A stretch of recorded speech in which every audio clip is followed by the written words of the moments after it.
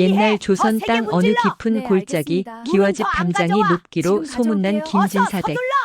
이 집에는 동네 사람들이 혀를 내두르는 고약한 안주인 조씨 부인이 살고 있었습니다. 그녀는 가난한 집안에서 시집와 악착같이 재산을 모았으나 그 성품은 벼락부자가 된 욕심만큼이나 천박하고 잔인했지요. 하지만 이 집에는 아무도 모르는 어두운 비밀이 숨겨져 있었습니다.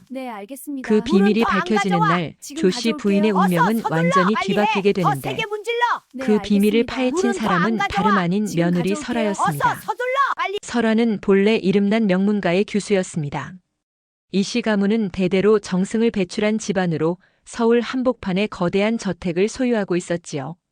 설아는 그 집안의 무남동녀로 태어나 어려서부터 천자문, 명심보감은 물론 시서화까지 배우며 자랐습니다. 설아의 아버지 이정승은 강직한 성품으로 유명했습니다. 권력에 아부하지 않고 백성을 위하는 정치를 펼치던 그는 조정에서 존경받는 인물이었지요. 설아가 15이 되던 해 그녀의 혼처를 정하기 위해 조정에 수많은 청혼이 들어왔습니다. 하지만 이정승은 신중했습니다. 우리 딸은 인품 좋은 사람에게 시집 보내야 한다. 재산이나 권력이 아니라 사람을 보아야 하느니라. 그렇게 선택된 사람이 바로 김진사 댁의 아들 김도윤이었습니다. 하지만 혼례를 불과 석 달 앞두고 청천벽력 같은 일이 일어났습니다. 설아의 아버지 이정승이 영모 사건에 연루된 것입니다. 이정승, 영모죄로 체포한다. 순순히 따라오라. 영모라니. 나는 억울하오. 나는 나라를 위해 살았는데. 하지만 증거는 명백했습니다. 아니, 정확히는 누군가가 치밀하게 증거를 조작했던 것이지요. 이정승은 정적들의 음모에 걸려든 것이었습니다. 그의 강직함을 싫어하던 권력자들이 그를 제거하기 위해 영모 누명을 씌운 것입니다. 이정승은 끝내 억울함을 풀지 못한 채 형장의 이슬로 사라졌습니다. 그리고 그 가족들은 역적의 가족이라는 낙인이 찍혔지요. 역적의 재산은 모두 관에 귀속된다. 이 집의 모든 것을 압수하라. 설아의 가문은 하루아침에 몰락했습니다. 화려했던 저택은 물수되었고 수십 명의 하인들은 뿔뿔이 흩어졌습니다. 설아와 어머니는 그동안 입었던 비단옷 대신 베옷을 걸치고 친척집을 전전하며 구걸하듯 살아가야 했습니다. 하지만 가장 가혹한 것은 사람들의 냉대였습니다. 저리 가거라. 역적의 딸. 명문가. 웃기지 마라. 너희 아버지는 나라를 배신한 역적이야. 설아야. 미안하구나. 어미가 너를 이렇게 만들었구나. 아닙니다, 어머니. 아버님은 결백하십니다. 언젠가는 진실이 밝혀질 것입니다. 그때까지 우리는 살아남아야 합니다. 당연하게도 김진사 댁에서는 혼처를 파기했습니다. 아니, 정확히는 조씨 부인이 주도적으로 파혼을 추진했지요. 역적의 딸을 며느리로. 말도 안 되는 소리. 우리 집안에 먹칠할 셈이냐?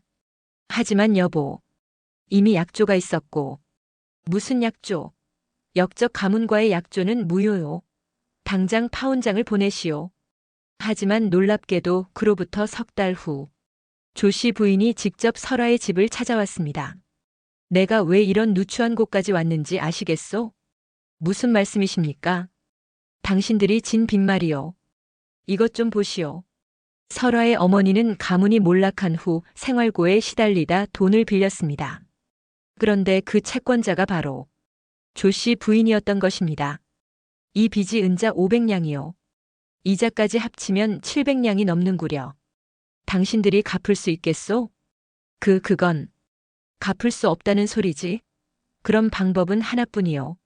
설아를 우리 집 며느리로 들이시오. 그러면 빚은 탕감해 주겠소. 부인, 그건 너무 모욕적인.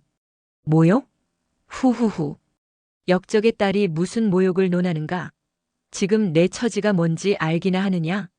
길거리에 거지만도 못한 주제에 너희가 거절한다면 어떻게 되는지 아느냐? 감옥이다. 너희 어미는 빚을 갚지 못한 죄로 옥살이를 해야 한다.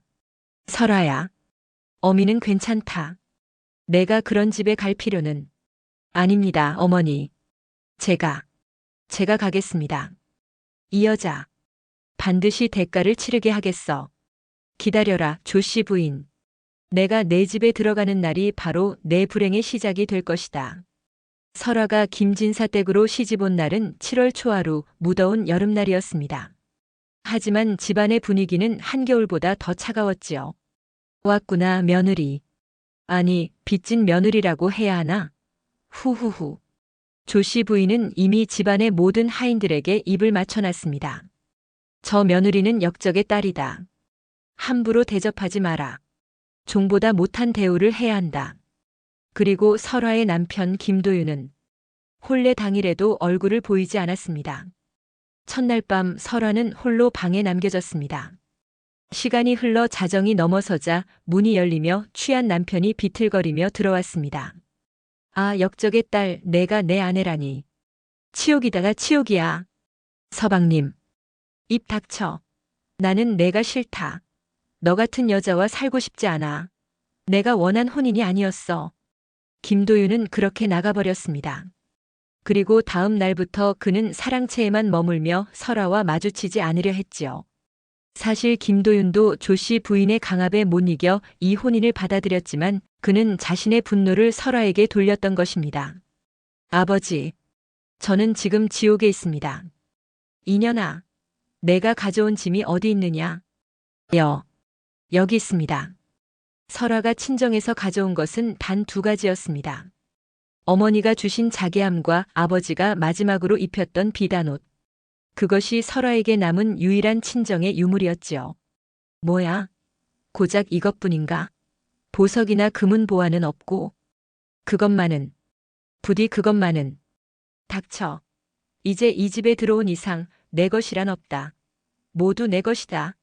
조 씨는 설아의 유일한 유물을 강제로 빼앗아 자신의 창고에 처박았습니다. 식사 시간이 되었을 때 설아가 본 광경은 믿기 어려웠습니다.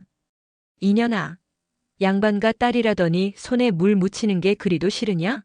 내가 밥을 얻어먹으려면 일을 해야지.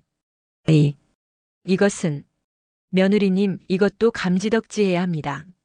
마님께서 이것도 주시는 게 감사한 줄 아세요. 조 씨는 설아에게 종들도 먹지 않는 쉰 보리밥에 소금물만 내어주었습니다. 반찬은커녕 김치 한 조각도 주지 않았지요. 참아야 해. 어머니를 위해서. 아버지의 명예를 위해서. 나는 살아남아야 해. 그해 겨울은 유난히 추웠습니다. 하지만 설아에게는 쉴 틈이 없었지요. 마당에 쌓인 눈이 내 키만큼 쌓였는데 아직도 방구석에서 콧김만 뿜고 있어. 당장 눈을 치워. 그리고 빨래도 해. 뒷간도 청소해. 설아의 손은 겨울바람과 찬물에 터져 피가 흘렀습니다. 한때 비단옷을 입고 시서화를 그리던 고운 손은 이제 종의 손보다 더 거칠어졌지요. 하지만 설아는 그저 고개를 숙일 뿐이었습니다. 아침 일찍 일어나 저녁 늦게까지 설아의 하루는 끝없는 노동의 연속이었습니다. 마당 쓸기, 빨래, 청소, 불떼기, 물깃기, 밥짓기, 설거지. 조씨 부인은 집안의 모든 허드렛 일을 설아에게 떠넘겼습니다. 이것 봐라. 내 옷에 다림질 자국이 남았잖아. 내가 제대로 안 했기 때문이지. 죄송합니다. 죄송하다고? 말로만 죄송하면 다야? 벌을 받아야지. 오늘 밤새도록 여기 꿇어 앉아 있어라. 그리고 반성문을 100번 써. 조씨 부인의 학대는 날이 갈수록 심해졌습니다. 때로는 매질을 하기도 했고 때로는 밥을 굶기기도 했습니다. 설아가 조금이라도 실수하면 온갖 욕설과 모욕을 퍼부었지요. 언젠가는 이 모든 게 끝날 날이 올 거야. 그때까지 나는 견뎌야 해. 시집 온 지 6개월이 지났을 때 설아는 거울을 보고 놀랐습니다. 거울 속에는 뼈만 앙상하게 남은 생기 없는 여인이 있었습니다. 그것이 바로 자신이라는 게 믿기지 않았지요. 이대로는 안 돼.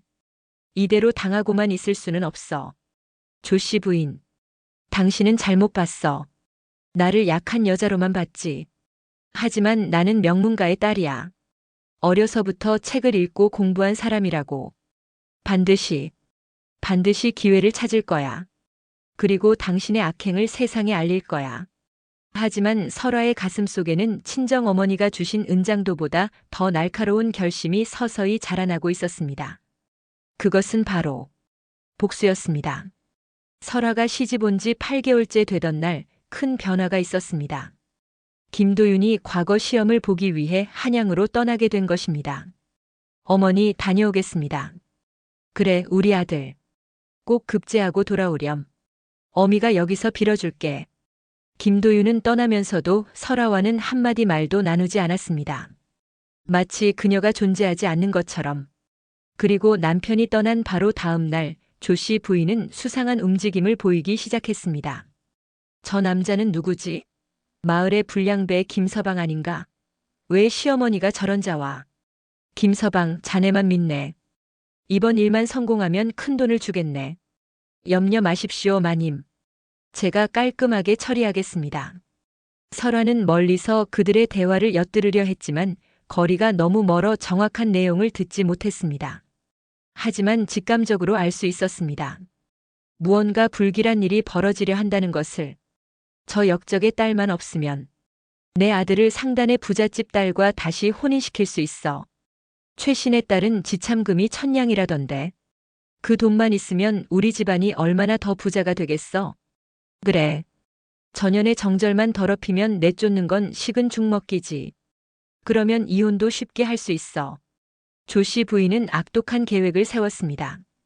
설아를 내쫓고 돈 많은 상단의 딸을 새 며느리로 들인다는 것이었지요. 그리고 그 계획의 첫 번째 단계는 설아의 정절을 빼앗는 것이었습니다. 이복의 김서방. 오늘 밤 전연방에 들어가 사고를 좀 치게나. 내 뒷일은 책임질 테니. 마님, 그게 무슨 정절을 더럽히라는 말씀이십니까? 그래. 전연을 더럽혀서 내쫓을 구실을 만들어야 해. 자네가 하면 은자 100냥을 주겠네. 100냥이라. 하지만 이건 너무 큰일인데. 200냥. 200냥이면 하겠나? 알겠습니다. 하겠습니다. 조 씨 부인은 동네의 질 나쁜 불량배 김서방을 매수해 설아의 방에 밀어넣으려 했습니다. 만약 이 계획이 성공한다면 설아는 정절을 잃고 집에서 쫓겨나 길거리에서 죽을 수밖에 없었을 것입니다. 하지만 설아는 어리숙한 며느리가 아니었습니다. 그녀는 조 씨 부인의 수상한 움직임을 눈치채고 며칠 전부터 몰래 미행하고 있었던 것입니다. 이 악독한 여자. 나를 죽이려는 거야. 하지만 이제 나도 가만히 당하고만 있지 않을 거야. 내게도 계획이 있어. 설아는 그날 밤 평소보다 더 일찍 방으로 돌아갔습니다. 그리고 준비를 시작했지요. 설아는 낮 동안 밭에서 몰래 볏짚을 가져왔습니다. 그리고 그 볏짚으로 사람 모양의 허수아비를 만들기 시작했지요. 이렇게 하면 어두운 밤에는 사람으로 보일 거야. 김서방이 들어와서 이것을 사람으로 착각하게 만들면. 모든 준비를 마친 설아는 방 밖으로 나가 지붕 위로 조용히 올라갔습니다. 그리고 그곳에서 숨을 죽이며 기다렸지요. 자정이 지난 시각 김서방이 나타났습니다. 후후. 200냥이면 1년은 놀고 먹을 수 있지. 미안하지만 이것도 다 돈 때문이야. 흐흐. 이제 각오해라. 뭐야? 이게 뭐야? 당황한 김서방이 덮친 것은 사람이 아니라 볏짚 뭉치였습니다. 도둑이야. 도둑이 들었어. 그런데 이게 웬일입니까? 조 씨 부인이 방에 들어온 것입니다. 사실 이것은 설아의 계획이었습니다. 설아는 미리 조 씨 부인의 방 밖에 작은 돌멩이를 던져 놓았고 조 씨 부인은 소음을 듣고 이쪽으로 온 것이었지요. 마님. 이게 아니라. 뭐야, 김서방. 내가 왜 여기 있어? 큰 소리에 하인들이 모두 일어났습니다. 그리고 근처에 살던 마을 사람들까지 소동을 듣고 달려왔지요. 무슨 일입니까? 도둑이 들었다던데. 이런. 어디가 어딘지 모르겠어. 당황한 김서방은 어둠 속에서 방향을 잃고 설아의 방이 아닌 조 씨 부인의 방으로 들어가고 말았습니다. 저기, 저 남자가 조 씨 부인 방에서 나왔어. 세상에. 조 씨 부인과 김서방이? 아니야. 이건 오해야. 저 도둑놈이 내 방에 침입한 거라고. 그럼 왜 조 씨 부인이 한밤중에 이렇게 단장을 하고 계십니까? 공교롭게도 조 씨 부인은 그날 밤 평소와 달리 화장을 하고 예쁜 옷을 입고 있었습니다. 사실 이것도 설아의 계획이었습니다. 설화는 낮에 조 씨 부인에게 마을 잔치가 있다는 거짓 소문을 흘렸고 조 씨는 평소 허영심이 많아 밤늦게까지 단장을 하고 있었던 것이지요. 수상하네요. 혹시 둘이 무슨 관계 아닙니까? 아니라니까. 저 도둑놈을 당장 잡아가. 조 씨 부인은 오히려 자신이 불량배와 내통했다는 의심을 사며 마을 사람들에게 망신을 당하게 되었습니다. 첫 번째 승리. 이건 시작에 불과해 조 씨 부인. 그날 밤의 소동 이후 조 씨 부인은 화병으로 쓰러졌습니다. 마을 사람들의 수군거림과 망신에 견딜 수 없었던 것이지요. 나를 이렇게 만든 건 다 그 설화 때문이야. 마님 화병이 깊으십니다. 당분간 안정을 취하셔야 합니다. 제가 약을 지어 올리겠으니 며느리 분이 잘 수발을 들어드리시기 바랍니다. 부인, 이 약재를 구해 오셔야 합니다. 산삼과 녹용이 필요하니 시내의 큰 약방에 가셔야 할 겁니다. 알겠습니다. 다녀오겠습니다. 지금이 기회야. 시어머니가 그토록 아끼던 뒷방 골방. 아무도 못 들어가게 하고 항상 자물쇠를 잠가두던 그곳. 분명 무언가 숨기고 있는 게 있을 거야. 지금이 아니면 기회가 없어. 설화는 조 씨 부인이 약을 지으러 나간 틈을 타 그토록 궁금했던 뒷방 골방으로 향했습니다. 자물쇠가. 하지만 나는 어려서 아버지에게 자물쇠 따는 법을 배웠지. 도둑을 막기 위한 지혜로. 설화는 명문가의 딸답게 어려서부터 다양한 학문을 배웠습니다. 그 중에는 자물쇠의 구조를 이해하는 법도 포함되어 있었지요. 찰칵. 자물쇠가 열렸습니다. 설화가 문을 열고 들어가자 퀴퀴한 냄새가 코를 찔렀습니다. 오랫동안 아무도 들어오지 않은 방이었던 것이지요. 저게 뭐지? 설화는 조심스럽게 목함을 열었습니다. 그리고 그 안에서 뜻밖의 것들을 발견했습니다. 이건 편지? 이 글을 읽는 이에게. 나는 김진사 댁의 전처 남편의 첫 번째 아내입니다. 만약 당신이 이 편지를 읽고 있다면 나는 이미 세상을 떠났을 것입니다. 내가 죽은 것은 병 때문이 아닙니다. 조 씨, 우리 집의 참모였던 그 여자가 나를 죽였습니다. 그녀는 안주인이 되고 싶은 욕심에 내 약사발에 비조동약을 탔습니다. 나는 매일 조금씩 죽어갔습니다. 하지만 아무도 몰랐습니다. 이 편지와 함께 남긴 것은 그녀가 사용한 독약의 잔여물입니다. 언젠가 이 진실이 밝혀지기를. 그리고 나의 아들이 진실을 알기를. 김씨 가문의 전처 올림. 아, 이럴 수가. 어머님은 병으로 돌아가신 게 아니었어. 이 조씨 노파가 독약을 써서 전처 마님을 서서히 죽인 것이었구나.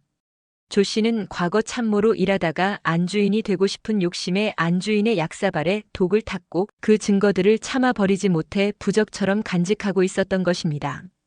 이제 나는 복수의 칼자루를 쥐게 되었어. 조씨 부인, 당신은 두 여인을 죽인 거야. 전처 마님을 독살했고 나도 거의 죽음 직전까지 몰아갔지.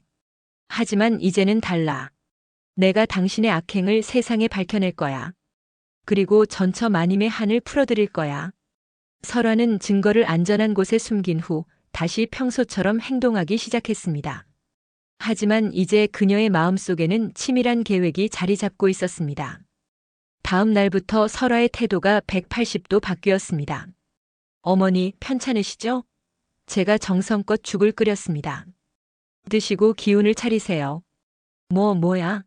내가 왜 이렇게 해? 어머니, 제가 그동안 불효했습니다. 이제부터는 정성껏 모시겠습니다. 설화는 시어머니에게 유난히 상냥하게 대하며 정성껏 상을 차려냈습니다. 그런데 상 위에 올라온 음식을 본 조씨 부인의 얼굴이 흑빛으로 변했습니다. 이 음식이 무엇이냐? 왜 하필 미나리전과 붉은 팥죽이냐? 어머니, 왜 그러세요? 돌아가신 전처 마님께서 생전에 가장 좋아하시던 음식이라 들었습니다. 제가 하인들에게 물어봤거든요. 그런데 어젯밤 꿈에 그분이 나타나셨어요. 흰옷을 입고 계시더니 제게 이 음식을 꼭 해올리라 하시더군요. 꿈에 나타났다고. 네, 어머니. 전처 마님께서 저를 꼭 안아주시며 나를 기억해달라 하시더군요. 참 슬픈 표정이셨어요. 조씨 부인은 그 음식을 보고 먹지도 못하고 방으로 도망쳐 들어갔습니다. 그날 밤부터 설화는 본격적인 심리전을 시작했습니다.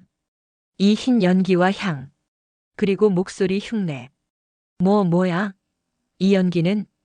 조씨, 내 약사발에 무엇을 넣었느냐? 아니야. 나는 아무것도 안 했어. 저리 가. 거짓말 마라. 나는 다 알고 있다. 설화는 밤마다 시어머니의 방 문틈으로 흰 연기를 불어넣고 전처의 목소리를 흉내내며 흐느꼈습니다. 공포에 질린 조씨는 밤잠을 설치며 점점 미쳐갔습니다. 귀신이야. 귀신이 나를 괴롭혀. 전처가 살아 돌아왔어. 마님이 정신이 이상해지신 것 같아. 그러게 요즘 혼잣말도 많이 하시고. 설화는 시어머니의 정신을 야금야금 갉아먹는 매운맛 심리전을 시작한 것이었죠. 김진사 댁에 경사났습니다. 도련님께서 과거에 장원급제하셨습니다. 마침내 남편 김도윤이 장원급제를 하여 금이 환영하는 날이 왔습니다. 고을 사또와 마을 사람들이 모두 모여 잔치를 벌였습니다. 김진사 댁은 장원급제자를 배출한 명문가로 다시 한번 이름을 떨치게 된 것이지요. 어머니, 소자가 돌아왔습니다. 아이고 우리 아들. 장원급제라니. 이 애미가 얼마나 자랑스러운지. 잔치가 한창 무르익었을 때 조씨 부인은 마지막 발악을 했습니다. 사또나리. 여러분, 제가 고발할 일이 있습니다. 무슨 일이요, 조씨? 전현이 도둑입니다. 전현이 내 목함을 훔쳐갔습니다. 전현은 가문의 재산을 노리는 여우 같은 년입니다. 뭐라고? 며느리가 도둑이라고? 설화는 기다렸다는 듯 사람들 앞으로 나섰습니다. 그녀의 손에는 문제의 목함이 들려 있었습니다. 사또나리. 여러분, 제가 이 목함을 가져온 것은 사실입니다. 하지만 도둑질한 것이 아닙니다. 이 안에 든 것은 재물이 아닙니다. 억울하게 죽어간 한 여인의 원혼입니다. 이 조씨 노파는 과거 이 집의 참모로 일하다가 안주인이 되고 싶은 욕심에 전처 마님을 독살했습니다. 그리고 그 증거를 참아버리지 못하고 골방에 숨겨두었던 것입니다. 거짓말이야. 헛소리 마. 전현이 나를 모함하는 거야. 여기 있습니다. 전처 마님께서 남기신 유서와 조씨가 사용한 독약의 잔여물이. 이것은 정말로 전처의 필체가 맞소. 내가 과거 몇 번 본 적이 있으니 알 수 있소. 그리고 여기 증인이 한 분 더 계십니다. 설화가 미리 포섭해 두었던 당시 약방에 늙은 심부름꾼이 나타났습니다. 사또나리 소인이 증언하겠습니다. 10년 전 조씨 부인이 소인에게 독약을 구해달라 부탁했습니다. 소인은 그때 돈에 눈이 멀어 해드렸지만 그것이 사람을 죽이는 데 쓰일 줄은 몰랐습니다. 잔치판은 순식간에 아수라장이 되었습니다. 세상에 조씨 부인이 살인을, 전처를 독살했다니 끔찍해. 어머니가? 내 친어머니를 죽였다고. 서방님, 이것이 진실입니다. 당신의 친어머니는 병으로 돌아가신 게 아니었습니다. 아니 이럴 수가. 조씨 부인은 입을 떡 벌린 채 그 자리에서 혼절하고 말았습니다. 증거가 명백하다. 조씨를 당장 잡아가라. 살인죄로 다스릴 것이다. 진실은 명백히 밝혀졌습니다. 조씨 부인은 포졸들에게 끌려가 곤장 100대를 맞고 머나먼 변방의 관비로 압송되었습니다. 평생 남을 괴롭히며 모은 재산은 모두 몰수되어 설화와 남편의 이름으로 돌아왔지요. 설화 미안하오. 내가 당신을 오해했소. 당신은 우리 가문의 은인이요. 친어머니의 한을 풀어주고 정의를 바로 세워주었소. 서방님, 이제 우리 새로 시작합시다. 설화는 시어머니가 가뒀던 창고를 열었습니다. 그곳에는 조씨가 악착같이 모은 곡식과 재물이 가득했지요. 여러분, 이 곡식을 가져가세요. 배고픈 사람은 누구든지 와서 가져가세요. 고맙습니다, 마님. 정말 고맙습니다.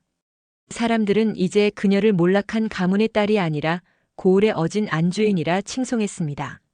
설화 마님은 정말 훌륭한 분이야. 악을 응징하고 백성을 구휼하시니 우리 고을에 복이 들어왔어. 그분 덕분에. 설화는 그동안 홀로 고생하던 친정 어머니를 자신의 집으로 모셔왔습니다. 설화야, 내가 이렇게 훌륭한 사람이 되다니. 어미가 자랑스럽구나. 어머니, 이제 편히 사세요. 제가 모시겠습니다. 여러분, 오늘 이야기는 단순한 복수극이 아닙니다. 이것은 억울함을 참지 않고 지혜와 용기로 악을 응징한 한 여인의 이야기입니다. 설화는 폭력이나 감정적인 방법이 아닌 지혜와 증거로 정의를 세웠습니다. 그리고 복수 후에도 악행을 저지르지 않고 오히려 백성을 구휼하며 선행을 베풀었지요. 이것이 진정한 승리입니다. 조씨 부인은 자신의 욕심과 악행 때문에 모든 것을 잃었습니다. 반면 설화는 고난 속에서도 지혜와 인내를 잃지 않아 결국 정의와 행복을 얻었습니다. 악행은 반드시 제 주인에게 돌아가고 인내 뒤에 오는 정의는 그 무엇보다 달콤하다는 것을 보여준 이 이야기는 지금까지도 전설처럼 내려오고 있습니다. 오늘 이야기가 재미있으셨나요? 설화처럼 어려움 속에서도 포기하지 않고 지혜롭게 문제를 해결하는 것. 그것이 우리가 이 이야기에서 배울 수 있는 진정한 교훈입니다. 구독과 좋아요, 그리고 알림 설정까지 부탁드립니다. 여러분은 이 이야기에서 어떤 부분이 가장 인상 깊으셨나요? 댓글로 여러분의 생각을 나눠주세요. 다음에는 더 재미있고 의미 있는 이야기로 찾아뵙겠습니다. 긴 영상 끝까지 시청해주셔서 진심으로 감사합니다. 여러분, 행복한 하루 보내세요.